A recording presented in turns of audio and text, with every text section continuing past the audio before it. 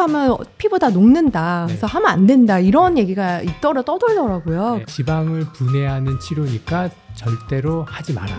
이 말은 반은 맞고 반은 틀린 것이죠. 안녕하세요. 피부염 유엔영, 류정호, 김지영 원장입니다. 네. 제가 의대생일 때는 볼살이 진짜 너무 많아가지고 별명이 만두 아니면은 담아내기 이렇게 두 가지 별명으로 불렸는데요. 요즘에는 한 끼만 안 먹어도 살 빠진 것 같다 이런 얘기를 좀 듣는 것 같아요. 많아도 고민, 네. 없어도 고민이 맞아요. 볼살인데요. 네. 오늘은 볼살 빼는 법, 네. 찌는 법에 네. 대해서 알려드리도록 하겠습니다. 네. 네. 제가 볼살을 빼는 방법에 대해서 말씀 먼저 드릴 텐데요. 볼살 빼시려고 뭐 일단 괄사 많이 하실 거고 막 볼살 빼는 막 희한하게 생긴 운동기구도 있더라고요. 그리고 볼에다가 직접 막 주사 맞아서 볼살을 어떻게 하면 뺄까 이 생각을 많이 하실 텐데 사실 볼살을 빼시려면 볼살을 빼시면 안 돼요. 볼살을 빼시려면은 볼살이 아니라 뱃살을 빼셔야 됩니다. 네. 맞아요. 얼굴 볼살은 복부 내장 지방과 서로 연관성이 있어서 얼굴 볼살이 많은 지방이 많은 경우 내장 지방, 복부의 내장 지방도 증가하는 경향을 보이는데요. 그런데 얼굴 볼살과 이 복부 내장 지방은 해박적으로 멀리 떨어져 있는데 어떻게 이런 현상이 일어나게 되는 건가요? 네, 저희가 볼살이라고 하는 부컬팻은 사실 이 피부 바깥쪽에 위치하는 게 아니라 입 안쪽에 더 가깝게 위치하는 심부지방인데요. 이 심부지방은 상악동맥의 깊은 가지에서 혈류 공급을 막 받고 있어요. 그래서 뱃살이 쪄서 이 혈류에 지방산이라는 영양소가 막 풍부하게 되면 그게 그 풍부한 혈액순환을 통해서 이 지방세포의 크기를 부풀리기 때문에 그 지방세포의 중성지방이 좀 증가하게 돼서 크기가 볼륨이 늘어나기 때문에 그런 이유 때문에 볼살을 빼기 위해서는 볼살이 아닌 뱃살을 빼라고 말씀을 드리는 겁니다. 그러니까 복부 내장지방이 이제 볼살을 이렇게 막 활성화시킨다는 그런 혈액순환을 통해서 그렇군요. 그러면 그 복부 지방 흡입이나 셀룰라이트 치료를 하면 되지 않나요?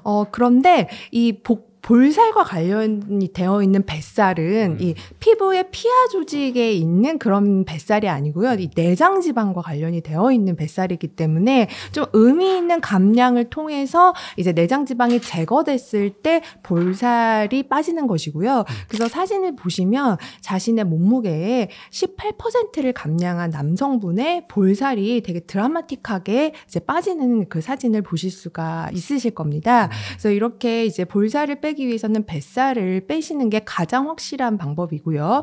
그렇다면 반대로 이제 볼살 빼는 것도 어렵지만 볼살을 찌우는 것도 정말 어렵거든요. 그럼 볼살을 찌우려면 어떻게 해야 될까요? 네, 말씀하신 대로 볼살을 빼려면 뱃살을 빼라고 하셨으니까 볼살을 키우려면 뱃살을 늘리면 그렇지만 이제 볼살을 키우려고 내장 지방을 늘리다 보면 대사증후군이 생길 텐데요. 실제로 얼굴 볼살이 커지게 되면 귀 앞쪽 인대를 밀어서 귀가 접히는 현상이 생기는데 젊은 여성에 있어서 대각선에 귓볼 주름이 생기면은 발생한다면 다낭성 난소증후군이 생길 가능성이 높습니다.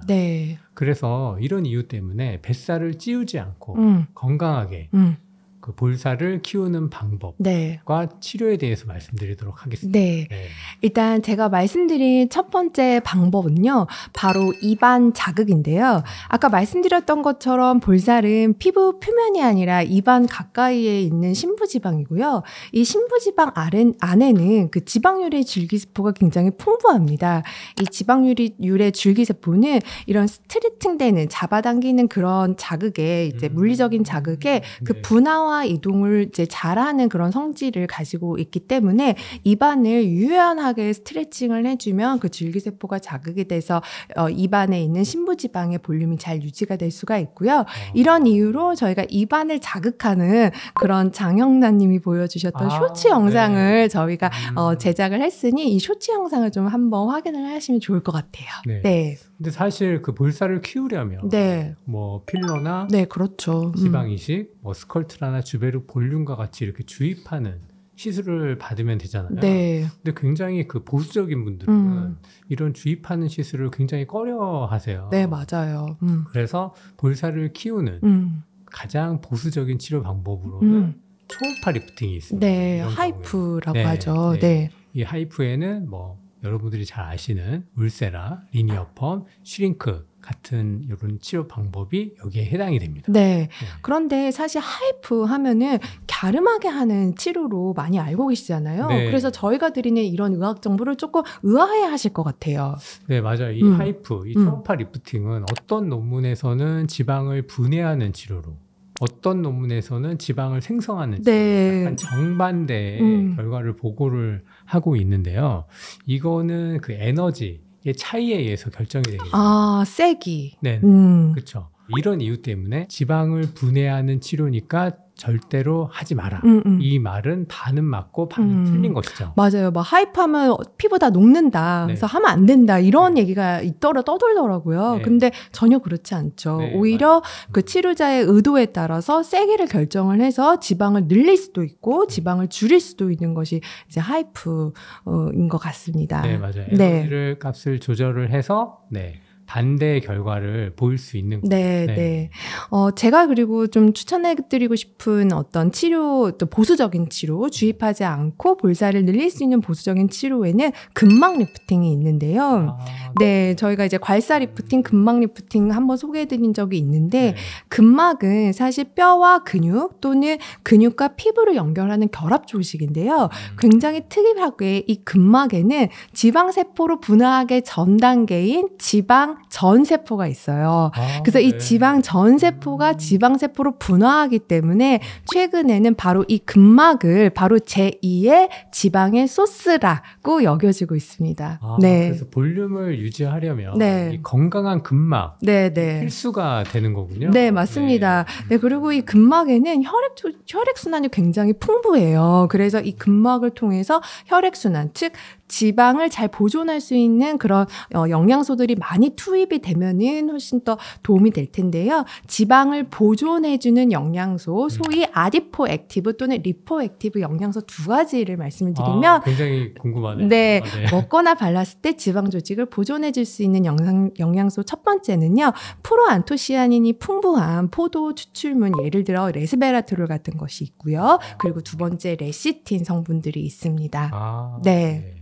이 얼굴이 말라 보인다고 해서 필러나 지방 이식 같은 시술을 받기에는 어떤 부담스러우신 분들이 절대 나는 주사 안 맞는다 하신 분들 오늘 영상이 조금 도움이 되셨으면 좋겠어요. 네. 반면에 이중턱, 턱살은 대부분 시술로만 제거가 되는 경우가 많기 때문에 이 턱선이 둔탁해 보이는 경우에는 이중턱 시술을 권해드리게 됩니다. 그래서 여기에 대해서도 저희가 소개를 해드렸죠. 저희 이중턱 영상을 참조해 보시길 바랍니다. 감사합니다.